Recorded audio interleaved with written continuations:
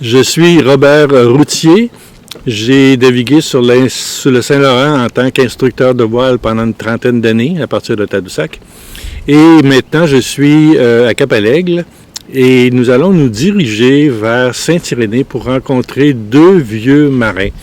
Parce que, avec mes amis de Wisvox Navigation, on s'est mis dans la tête que les souvenirs de ces gens-là, les expériences de ces gens-là ne se perdent pas. Alors, nous allons à Saint-Irénée chez M. Cyr. Je suis en présence, bonjour, je suis en présence de M.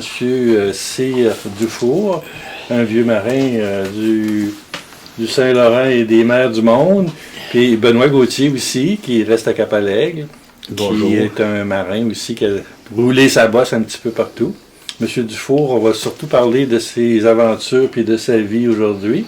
Un natif de l'île aux Coudes, un endroit où on forme, ou en tout cas le Québec a formé à peu près tous les marins qui ont navigué dans la province de Québec, puis un peu partout. Tout le monde venait de l'île aux Coudes. C'est une île de marins, c'est comme ça. Et puis, voilà, fait que M. Dufour, vous venez de fêter votre 91e année. Oui. Ouais. Vous m'avez dit que vous aviez embarqué sur les bateaux à quel âge? À 13 ans. À 13 ans. Fait que là, on est dans les années 50, là, au début des années 50 à peu près, là? 53. OK, 53. Fait que, comment on se sent, là, à 13 ans, sur un bateau, avec des hommes, là, qui naviguent, là? On commence à regarder partout pour voir loin, puis voir ce qui se passe, puis comment travailler. Il faut apprendre à travailler dans ce temps-là. Sur les petits bateaux, on apprend plus qu'aujourd'hui. À l'Union, ils font juste...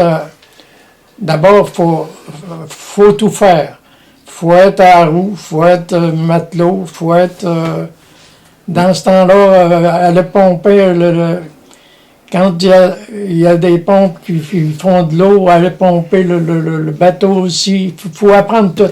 C'est ça, vous étiez un mousse en fin de compte, puis ils vous ont assigné à toutes sortes de tâches sur le bateau. Toutes sortes d'ouvrages qu'il faut apprendre. Touche à tout. Oui. Puis c'était quelle sorte de bateau? C'était les petites toilettes de bois, là, qui prenaient jusqu'à 400 cordes. De 400, pas des cordes, mais je t'appelle ça des livres, là. 400 tonnes, non? 400... Pas 400 tonnes. Ben, je pensais que c'était des cordes de bois, des cordes de piton. Les cordes de piton, c'est... Ah, OK, c'est 4 pieds par 4 pieds, et 8 pieds de long, hein? C'est ça, une corde, là? J'ai commencé, par exemple, c'était sur le freight général, pendant 3 ans. Puis le freight général, là, expliquez-moi, c'est quoi ça? Ça, le freight général, c'est tout le freight qu'on descendait dans les magasins, puis dans les... Les magasins généraux, là, oui, sur... de Montréal à Chicoutimi, les 3 premières années. OK. Puis tout d'un bout, là, vous avez été pas en chemin, là. On faisait ça un voyage par 15 jours. 2 jours chargés à Montréal, tout à la main. Il n'y avait pas de tomoteur, il n'y avait rien. Là. Mais il y avait une grue. Il y avait une grue pour charger ça à bord. Non, non. La grue? Non, ils mettaient ça sur des palettes, puis après ça avec le mâtreau qui appelait, là, nous autres. Le mâtreau, c'était? C'était le baume en avant. Le baume en avant, là. Ils prenaient ça, puis ils descendaient ça dans la cale. OK. Puis après ça, on arrimait ça, nous autres. On était 2 dans la cale, en premier. Puis après ça, il y en avait un qui faisait le signal pour descendre la palette, nous autres, on appelait ça une palette. Ben oui, c'est encore ça. C'est encore ça? OK. Oh oui. Ça fait qu'on descendait la palette dans la cale, puis nous autres, on prenait le freight qu'il y a sur la palette, puis on plaçait ça chaque bord pour commencer. Oui, ben c'est ça, l'arrimage, vous parlez de l'arrimage, ça se faisait comment, l'arrimage? L'arrimage, c'était la même chose. Ils dompaient les camions. Là tu parles de pitoune à ce moment-là? La pitoune, oui. Là, les autres, ils dompaient... L'arrimage du freight, c'est que vous placiez les affaires pour pas que ça bouge. Oui, pour pas que ça bouge. Parce que l'arrimage, pour bien des gens, ils ne savent pas c'est quoi, là. Hein? Nous autres, on le sait, c'est quoi l'arrimage sur un bateau, là. Il ne faut pas que ça bouge si le bateau fait ça. Il ne faut pas que ça bouge, c'était tout pilé bien à côté, un dans l'autre. jusqu'à quand on était rendu dans le square de Hatch, je crois, plein nous autres, je sais pas si... Le square, le carré en avant. Non, la carré au milieu du Ah, bateau. le carré au milieu de la... Oui, OK. On d'accord. faisait les bouts, OK. puis on faisait après ça tous les côtés. OK. Après ça, on faisait le milieu en montant. Alors, ça donnait un chargement assez en hauteur, là. La cale était quasiment pleine en hauteur, là. Ben oui, elle était pleine jusqu'à quand tu mettais les panneaux. Ben. Après ça, tu mettais les panneaux, puis là, tu recommençais à farver Sur les le- affaires plus longues, comme les tuyaux, la brique, toutes ces affaires-là, ça allait sur le pont. Mais juste ça, c'est un métier en soi, là. Les Oui, oui. arrimeurs, habituellement, c'est le 3e mec qui fait ça sur les bateaux modernes, là. Mais en tout cas, c'est un métier en soi de placer les affaires sur le bateau, pas que ça Ben là, roule, là. aujourd'hui, c'est tout des conteneurs. Oh oui, ça, aujourd'hui, c'est pas pareil, là. Ils placent les conteneurs, puis Ouais, c'est comme les rouleaux de papier à Pointe-au-Pic. ben, la même chose. Ils placent les rouleaux de papier, puis ils ont des grosses ballons, je pense, qui gonflent. Puis pour j'ai serrer été ça. travailler à Pointe-au-Pic après ça plus tard. Là. Je connaissais un monsieur de Pointe-au-Pic qui était un de mes chums aussi, qui était le premier des débardeurs. OK. Puis quand il manquait de monde, il m'appelait que j'étais en vacances. J'allais travailler là. OK. C'est ça parce que vous connaissiez le travail. Ben oui, C'est je ça. connaissais le travail. Puis à moitié du temps, il me demandait pour aller dans la cale travailler. Puis j'arrivais là, il n'y avait personne pour mettre sur les tomoteurs, embarque sur le tomoteur. OK. Il y a été un autre coup qu'il m'avait envoyé à Bécomo comme débardeur, puis après ça, sur les gros bateaux, là. Puis là, il n'y avait personne pour mettre sur les winches, il appelait là, nous autres, dans notre temps, c'est ça. Aujourd'hui, je ne sais pas si c'est la même chose. Puis après ça, il m'avait embarqué trois jours, puis on faisait de boîtière en plus. Puis il y avait 6 hommes dans le trou. Il ne fallait pas que je fasse d'erreur. Ça fait que j'avais été 3 jours là-dessus. Moi, ce qui m'intrigue là, dans votre affaire, c'est que vous aviez 13 ans. Aujourd'hui, là, les ados de 13 ans, on sait c'est quoi, là? Oui.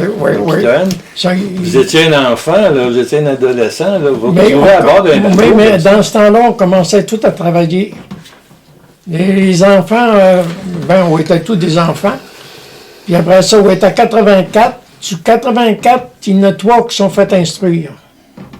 Oui. Les autres ont tout fait pareil comme moi. Les premières années que on était sur le chantier à Saint-Joseph-de-la-Rive, on allait le printemps pour aller pour ôter la neige sur le bateau, puis après ça, faire toutes les réparations. Il est venu 2 chars de l'Anse Saint-Jean, avec tous des jeunes de 17-18 ans qui venaient s'engager. Oh, OK. Ils étaient quasiment tous engagés sur les bateaux. OK, fait que les gens de l'île aux Les qui gens- possédaient des bateaux, c'était des armateurs. Là. Oui, ils travaillaient quasiment tous. Et Dans ce temps-là, les jeunes travaillaient tous. Il y a 12, 13, 14, 15, 16, 17 ans. Tout le monde travaillait dans ce temps-là. Un de mes frères qui était avant moi, lui, il s'était été débardeur à Montréal. Un jeune aussi, là. Oui. Puis moi, quand je suis sorti d'école, j'étais un des premiers. Mon père me dit, il dit, si tu veux continuer, il dit, ouais, une petite terre, on va vendre la terre pour que t'en ailles en pension à Québec. Wow.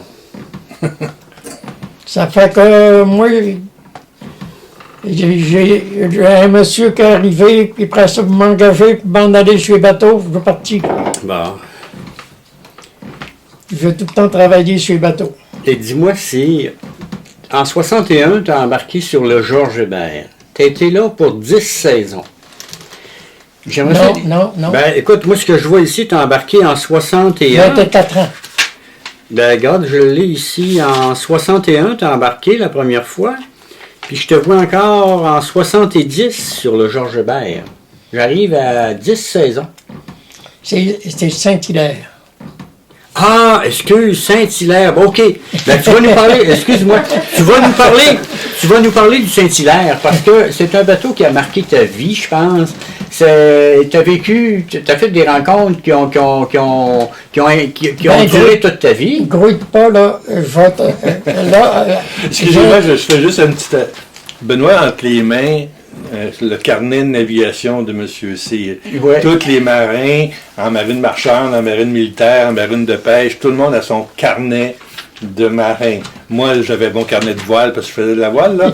Mais ça, c'est comme la mémoire de vie d'un gars qui a passé sa vie sur le fleuve. Fait que là, on corrige les affaires avec ça. Oui. Et là, on corrige moi parce que je suis dans le champ complètement. Mais tant qu'à être dans le champ, on va la J'ai trouver. été 3 ans de Montréal à Chicoutimi sur le frais général. Sur le Saint-Hilaire, OK. Non, c'est sur le... Ça, c'est Ah, avant ça. Notre-Dame-des-Neiges. Notre-Dame-des-Neiges. Oui, OK. Après ça, j'ai été sur le Gémoncam. OK. Gémoncam, j'ai été 2 ans et demi. Là, ils voulaient me baisser de salaire. J'avais 175$ par mois. Ils voulaient me baisser à 150. Ça fait que ça faisait 5 ans et demi que je travaillais. Je n'avais jamais pris de vacances. J'ai dit, tiens, je vais prendre 15 jours de vacances, puis je vais changer de bateau.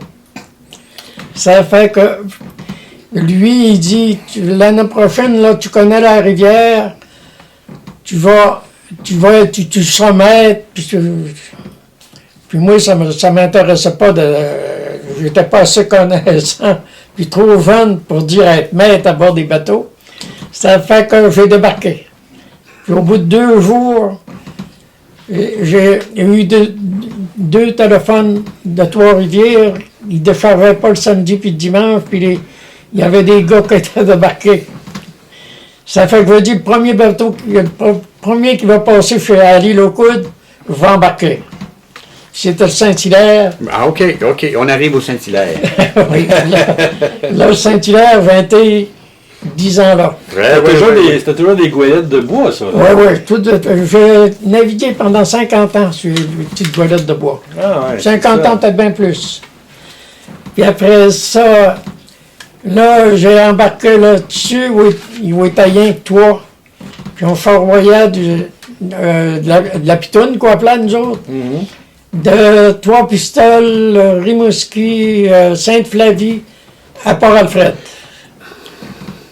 Là, il prenait des pitounes dans chacun de ces ports-là pour avoir un chargement complet, c'est ça? Oui. Puis il se rendait à Québec. Puis quand on arrivait à n'importe quelle heure dans la nuit, il y avait deux camions chargés, 5 cordes chaque, qui dompaient.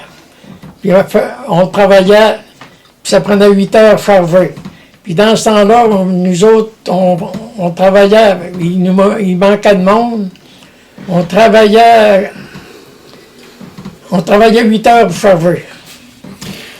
1 piastre de l'heure d'avertissement. Vous allez peut-être rafraîchir ma mémoire ou en tout cas me corriger. Moi, j'ai vu une goélette comme ça se faire charger à Cap-Alec. J'étais adolescent à l'époque. Et puis, dans la cale, les camions vidaient ça en vrac, comme ça. Puis quand ça arrivait sur le pont, là, ils commençaient à tout corder ça. En bas, ils cordaient aussi. Ils cordaient aussi en bas? Oui. Ah, je pensais qu'ils cordaient pas en bas. Commençait par en avant. En avant puis en arrière, il y a le Saint-Hilaire, il y avait 3 arimes en arrière de la hatch, je crois, là, du trou, là. Il y avait 3 arimes en arrière, 3 arimes en avant. Où il était 4 arimeurs. Ça se faisait au crochet, là. Oui, tout au crochet. Bûche par bûche, là. Oui. Tout par bûche. Puis après ça, on va aller de charger ça à Port-Alfred. Parce qu'il y avait l'usine on travaillait. Après ça, quand on partait, il était rien que 3. Moi, il me faisait coucher le premier. Okay. Et après ça, Pourquoi je dormais à 3 heures. Aïe. Après ça, il réveillait, l'autre se couchait à 3 heures à son tour. Elle prenait 12 heures à monter. Après ça, le boss, celui-là, le capitaine, on peut appeler, là, lui, il dormait jusqu'à Port-Alfred, puis il s'occupait. Moi, en arrivant à Port-Alfred, je me recouchais. Mais avec la crainte, il faisait boum, boum tout le temps. Je dormais pas bien. Mais là, quand vous déchargiez là, à Port-Alfred ou à Québec, là, Oui. au crochet, dans le fond de la cale, pour pitcher ça en haut à quelqu'un d'autre sur le pont? Non, il y avait tant des grosses crinques à terre. OK. Il y avait des clames, là, qu'il appelait, là. Ouais. Une grosse pince, là. Puis après ça, il y en avant, ben, il y avait des arrimeurs qui garochaient dans le milieu du trou OK. pour qu'ils déchargent. Essayez d'imaginer ça, là, les petits jeunes de 13-14 ans, là. Est-ce que vous porteriez faire ce job-là comme permanent, là, comme pour gagner sa vie? C'est incroyable. Après ça, en 70, on va passer au feu. Le Au bateau? large de 3 pistoles. Le bateau? Oui, Le Saint-Hilaire, Saint-Hilaire. On va Ok. passer au feu. OK.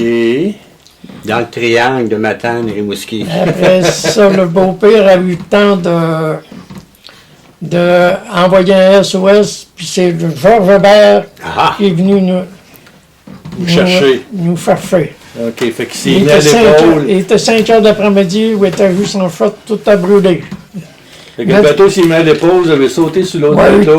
le temps de mettre la chaloupe à l'eau. OK. La chaloupe. On a été 3 heures, je pense, dans la chaloupe, puis mouillait, juste rien sur le dos, juste une chemise, puis en pantoufle. Alors ça, c'est arrivé en juillet 70. Ça, c'est en juillet, quelque chose de même. Ouais, ben c'est ça, 16 juillet que je verrai ici. Ouais. Puis c'est spécial parce que dans le temps, la marine au Canada, tout était écrit en anglais. Fait que même si c'était du monde de l'île aux Coudes, avec des marins de l'île aux Coudes et Charlevoix, je vois ici Vessel Lost by Fire. OK. Tout. Puis t'étais pas mécanicien ou t'étais soit mécanique ou engineer ou mates. Après ça, j'ai parlé avec le capitaine de l'autre bateau que je t'ai dit tantôt. Georges Hébert. Georges Hébert, son garçon allait aux études, puis il était en vacances, puis il naviguait. Il dit à un mec qui débarque, il dit, tu vas venir me trouver, toi. Nous allons prendre une petite pause et en revenant, nous allons discuter, parler de la première rencontre entre M. Cyr, M. Dufour et Benoît Gauthier, qui vont nous raconter, dans un voyage océanique, la première fois qu'ils se sont rencontrés.